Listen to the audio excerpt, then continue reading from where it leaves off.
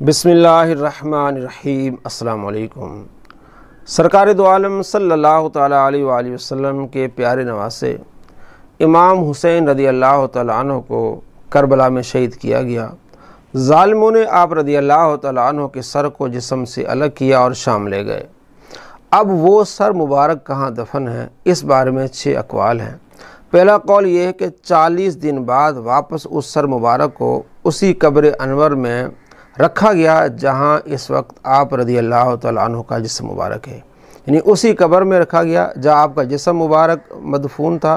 اسی قبر میں 40 دن بعد 20 صفر کو لا کے آپ رضی اللہ تعالیٰ عنہ کے جسم کو دفن کیا گیا۔ اہل تشیع کے علماء اور اہل سنت کے علماء اس بات کو لکھتے ہیں۔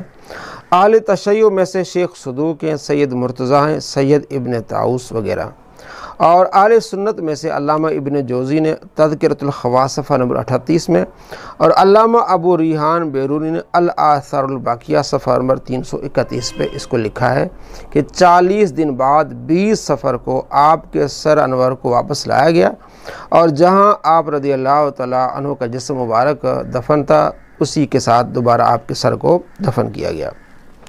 دوسرا قول یہ ہے کہ آپ رضی اللہ تعالیٰ عنہ کا سر مبارک حضرت علی رضی اللہ تعالیٰ عنہ کی قبر کے پاس دفن کیا گیا ہے نجف اشرف میں۔ اس کو کلینی نے الکافی میں جلد نمبر 4 صفحہ نمبر 511 اور اس کے علاوہ دوسرے محققین نے نقل کیا ہے۔ تیسرا قول یہ ہے کہ نہر فرات کے کنارے پر آپ رضی اللہ تعالیٰ عنہ کے سر مبارک کو دفن کیا گیا ہے۔ چوتھا قول یہ ہے جس کو امام صاحب نے لیا ہے اور دوسرے محدثین اور فقہاء نے کہ آپ رضی اللہ تعالیٰ عنہ کے سر مبارک کو مدینہ شریف لایا گیا، جنت البقیع میں دفن کیا گیا۔ علامہ صاحب کی کتاب تاریخ اسلام جلد نمبر 5 صفحہ نمبر 15، تو اس میں علامہ صاحب نے لکھا ہے کہ آپ رضی اللہ تعالیٰ عنہ کے سر مبارک کو مدینہ میں دفن کیا گیا۔ پانچواں جو قول ہے وہ یہ ہے کہ آپ رضی اللہ تعالیٰ عنہ کے سر مبارک کو دمشق، شام کا جو شہر دمشق، وہاں دفن کیا گیا۔ اور چھٹا جو قول ہے وہ یہ ہے کہ آپ رضی اللہ تعالیٰ عنہ کے سر مبارک کو مصر کے شہر قاہرہ میں دفن کیا گیا۔ تو پہلا قول کہ وہیں جہاں آپ کا آج مزار پر انوار ہے، آپ رضی اللہ تعالیٰ عنہ کے سر کو واپس لا کے 40 دن بعد اسی قبر میں دفن کیا گیا۔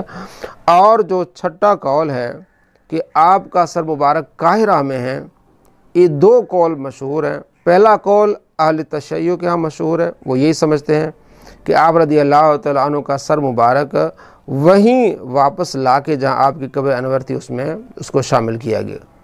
اور اہل سنت کا کو زیادہ جس کو اہل سنت ترجیح دیتے ہیں، اور اہل تشیع کے بھی کچھ محققین اس بات کو ترجیح دیتے ہیں، جیسے کہ شیخ طوسی ہیں، وہ بھی یہ کہتے ہیں کہ آپ رضی اللہ تعالیٰ عنہ کا سر مبارک مصر کے شہر قاہرہ میں ہے۔